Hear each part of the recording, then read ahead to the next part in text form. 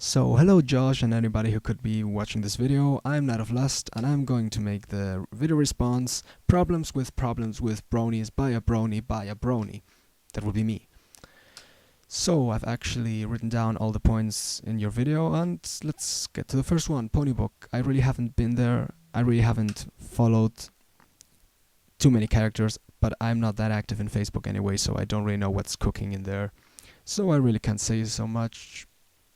To the next point, treating known bronies. I've read in the comments section that some users said that the ones that are new into the fandom are actually the ones that don't love and tolerate the known bronies. I myself have to say, in my defense, that I try to get people into the herd. I try to get people to give it a try. I tell them, look, all I'm saying is you should watch the first 2 episodes. If you don't like them, it's okay, but give it a try. Don't be that narrow-minded. Just give it a shot. I mean, it's not gonna hurt you. It's just 40 minutes of your life, and it's not wasted time anyway. So, and also, I don't try to make people understand me. I don't expect them to, because, I mean, it would be difficult. You have a point in saying it may be difficult to understand us, like, teens are more grown men and stuff, watching a series that actually was intended for 8-year-old girls, but I mean, I think I've watched other things that are far worse from this, so I'll just carry on. Minor characters. The one thing with Berry Punch, I think you're making too much of a big deal out of it. True, she just had one zip from the punch once, labeled as drunkard, so what? I mean, it's a series. The fandom, it's just the fandom being the fandom, and they see things and they say, "Oh, look, it's funny. She just drank from the punch. She's probably a drunken pony or whatever." I mean, it's not that much of a big deal. And about Derpy, there's been so much controversy in the last months that I don't really know. All I can say is I personally like the character. I think since it was somewhat of a gift, as far as I know, from the show to the bronies, I've grown to like her. So, and whether she likes blueberry muffins or not, or whether she said it in the episode or not, is pointless for me, at least. I mean, I've tried blueberry muffins since I watched My Little Pony, and I have to say I love them. So as far as I'm concerned, the derpy muffin canon works for me. Now, shipping. It happens in all the series.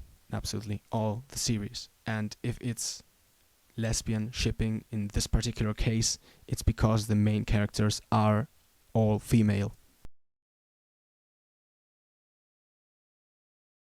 Except for Spike.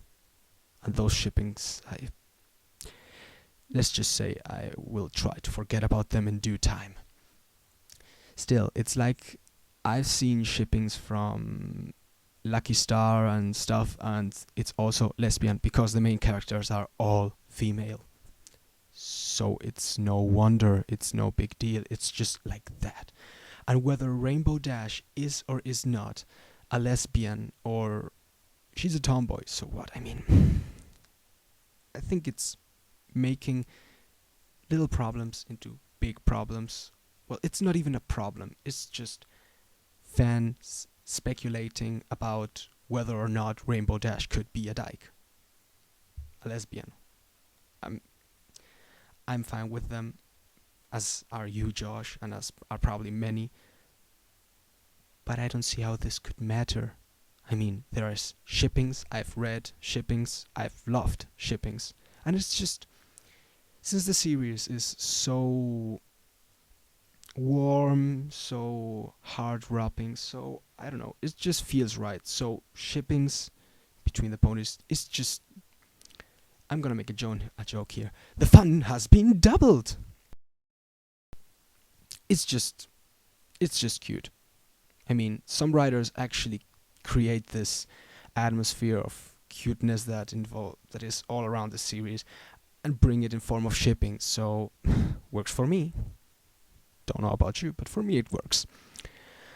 Also, yeah, it's a cartoon, so what? But we, the fans, are not cartoons, and we invent other things, and we are weird, probably.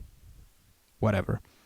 Also, there's Rule 34, and it applies to everything, and ponies wouldn't be an exception. And as one of the comments says below, this is the internet. Nothing stays pure, nothing stays chaste. Everything gets corrupted somehow, so this wouldn't be an exception, of course. You said this was back in January, but we could actually make this fandom train not derail into strange paths and control it and stuff, but I guess it's just too difficult. It's just so many individuals with so many different views from this that it's not possible. So I think it's just like it's like a living being. It's going to evolve in some way or another, but you cannot really control it. Original content and fanfics. I've read many fanfics, way too many. And Cupcakes, one I read just 2 months ago, I think. And I think the deal with Cupcakes is just it was the first violent, gory story fanfic made from ponies, so it was a shock. And the myth has actually overcome. The myth is bigger than the story itself, in my opinion. I read it and I was disappointed. This may sound strange, but I was truly disappointed. I was expecting something really bizarre, something really gory. You would have to stop reading it, maybe go for a walk, take a break, take a Kit Kat, drink some water, come back, read it, puke everything. I don't know. And instead it was just standard gore story. So I think the myth has actually grown bigger than the story itself, and that I think that's the deal with Cupcakes. And I don't know if people stick to it. I mean, there are other great fics, in my opinion, out there, like Past Sins, which has also been very controversial. Poor Nix. And I don't know. And also, you said Princess Molestia. You don't get the joke. I mean, I love it. I've seen some YouTube videos. I'll link them, so you can have a laugh, and I actually like it. I find it funny, the concept of the princess being all royal and stuff, but still doing whatever she pleases, and if she pleases something naughty, well, she goes ahead and does it. I think it's a fun concept, and I can't really get that you find the Princess Molestia thing disturbing, but yet you find that I watch it for the plot not disturbing, since I'm gonna put it on the line. It's sexual. So you are actually saying you watch it for seeing pony spots, seeing this here. So I don't know, I find it more disturbing saying you watch it for the plot than saying that Princess Celestia is a molester or a troll. Yet again, everyone has its own tastes.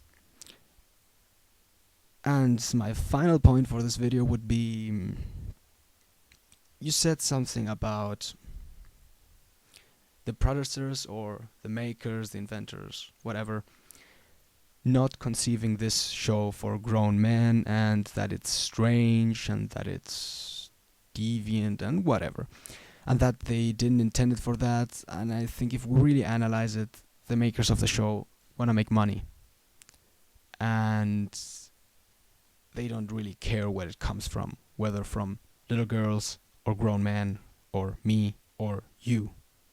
They make money, they are happy. End of story. And that's why all the derpy controversy came out, because just people who didn't like her for unknown reasons thought her offensive. There have been many examples on things that are way more offensive in the show, or could be considered more offensive, but yet haven't been. So yeah, I think that this would be all. This is Night of Lust here, signing off. Thanks for watching, I hope you enjoyed. I got a shout out to Hasbro video if you want to check it out, or if not, it's not like I'm a big shot, but whatever. If you feel like checking it out, feel free to. My channel is open for everyone.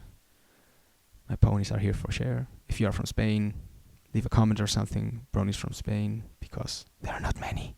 We are a very little reduced group, and the merchandise doesn't arrive. I just found yesterday that we have toys, but I have to go to Toys R Us, which is far away from my home.